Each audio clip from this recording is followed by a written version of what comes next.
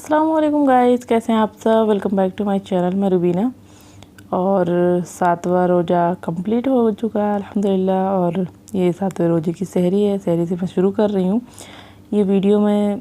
अभी मैं 2 बज रहे हैं रात के, मैं एडिट कर रही हूँ। कल आपको दूंगी ये वीडियो क्योंकि टाइम नहीं मिला था मुझे आज एडिटिंग का। तो मैंने सोचा चलो इस तरीके से क्या होता है, इफ्तारी के बाद फटाफट मैं करती थी।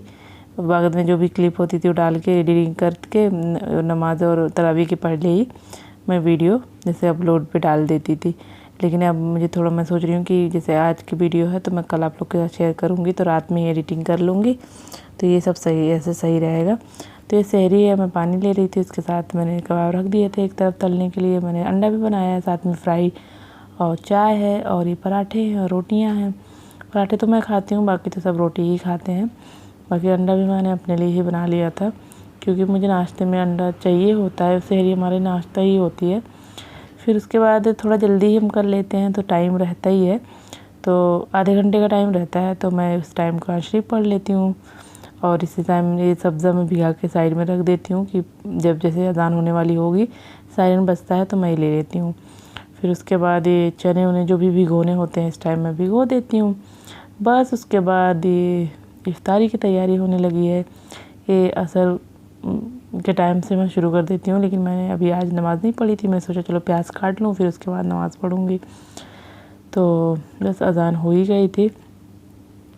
तो सबसे पहले काम मेरा पहला काम यही होता है, काटने वटने वाला जो होता है वो मैं पहले काट के रख लेती हूँ। टमाटर हो गए, प्याज हो गए, क्योंकि प्याज हर चीज़ में लगती है ना।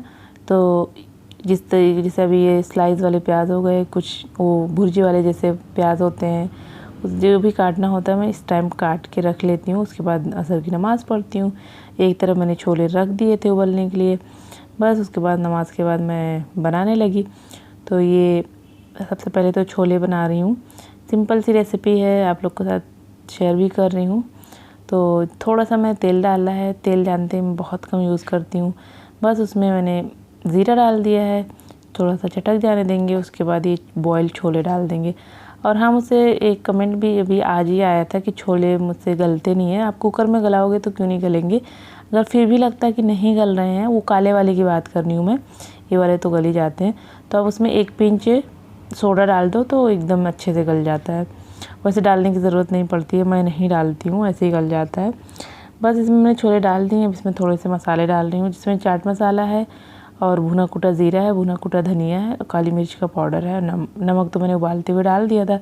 बस अब इसको मीडियम आंच करके और इसको थोड़ा सा भुनेंगे अच्छे से। इसका पानी जो थोड़ा बहुत है वो भी सूख जाए और मसाला अच्छे से छोलों पे चिपक जाए।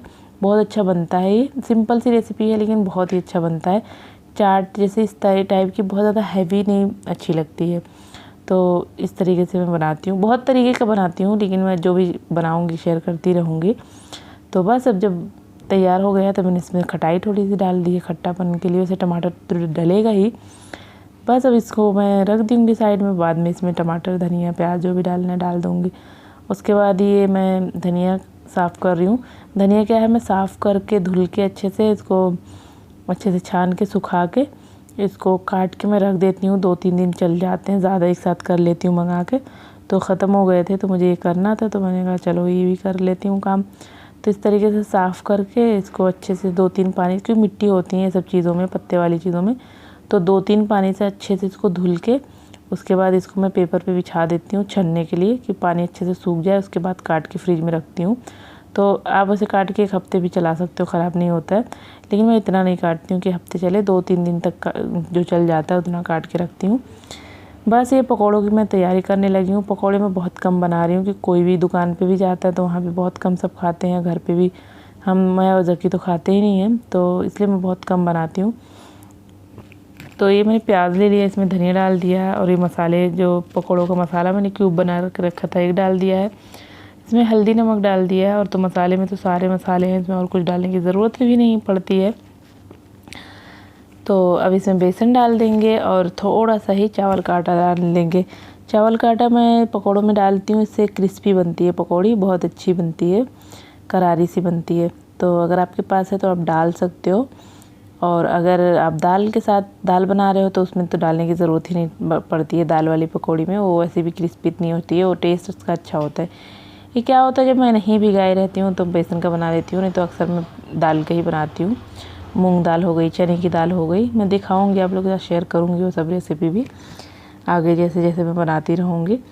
तो बस अब इसको थोड़ा सा मैंने पहले वैसे ही मिक्स किया है। अगर आपको लगे थोड़ा सा पानी की ज़रूरत है तो 1-2-4 बूंदे डाल के अच्छे से इसको मिक्स कर लो, बस तैयार। उसके बाद छोटे छोटे पकौड़े इसके बनाने हैं, क्योंकि छोटे छोटे ही अच्छे लगते हैं, क्रिस्पी बनते हैं। बस एक साइड मैंने इसको रख दिया, बाकी मैंने एक तरफ फ्रूट कट कर लिया है। फ्रूट में तो आज संतरी नहीं थी, जो भी जैसे चीज़ें रहती है वो मैं काट लेती हूँ। और ये देखिए ये तरफ ये स्ट्रॉबेरी है और ये अनार है, जो कि पापा नहीं खाते हैं तो इसको मैं बाद में डालती हूँ। और ये इसमें तो है जो भी चीज़ें दिख ही रही हैं, सेब है, अनार है, नहीं केला है और पपीता है और पता नहीं क्या है, भूल गई, अंगूर है हाँ। बस अब देखिए इसमें मैंने प्याज टमाटर धनिया डाल दिया है और ये मैं पैक कर रही थी दुकान पे ले जाने के लिए।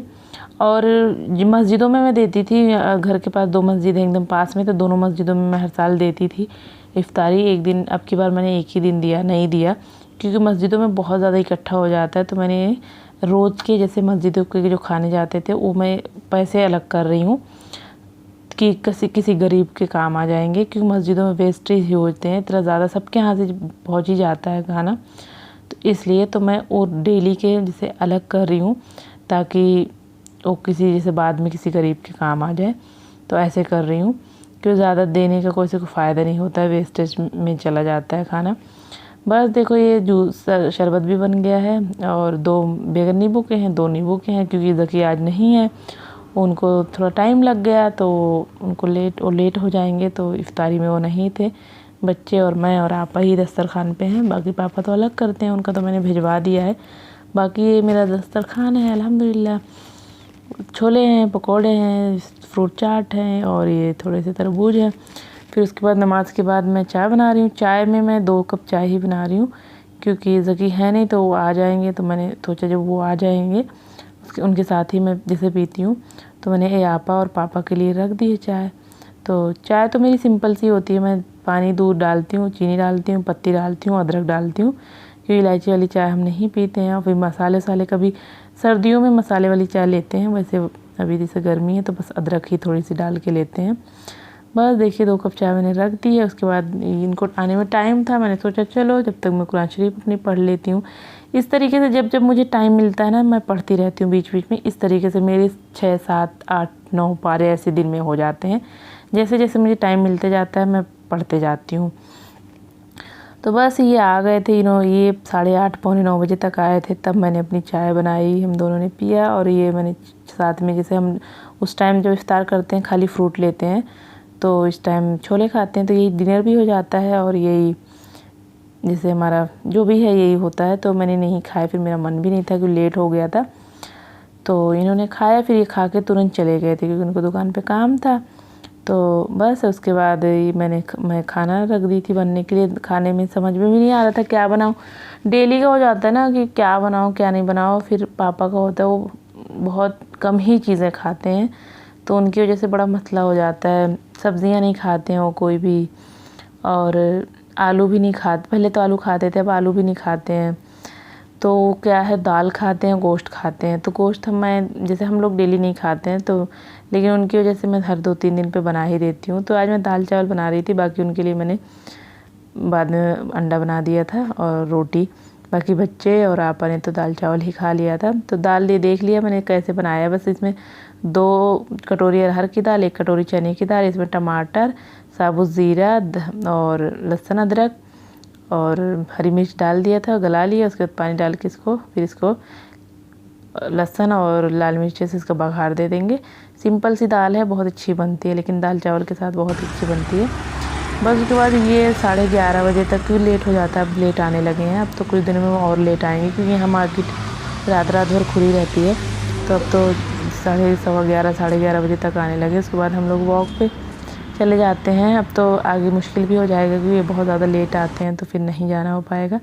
फिर मुझे भूख लग रही थी, तो मैंने कहा चलो, मैंने बहुत दिन से कुछ खाया नहीं है, तो वहीं सबवे भी ले लिया, क्योंकि रात में सबवे खुला ही रहता है। और इस टाइम 12 बजने वाले थे जब ये मैं ले रही हूँ। तो मैंने एक सैंडविच ले ली थी पनीर टिक्का। मैं वैसे तो पनीर टिक्का ही खाती हूँ सब की, मुझे बहुत पसंद है। तो हम दोनों ने ही खा लिया था, तो ये डिनर भी हो गया था हमारा। फिर उसके बाद वापस आ गई। देखिए गली में हमारी सब रमज़ान की वजह से सजा रखा है, बहुत अच्छा लग रहा था, तो मैंने थोड़ा सा ले लिया दिखाने के लिए। चलो फिर आप लोगों को वीडियो कैसी लगी, मैं कल की वीडियो में आप लोगों से मिलती हूँ। अगर अच्छी होगी तो लाइक शेयर कर देना, सब्सक्राइब भी कर देना अगर नहीं कर रखा है। अल्लाह हाफिज़।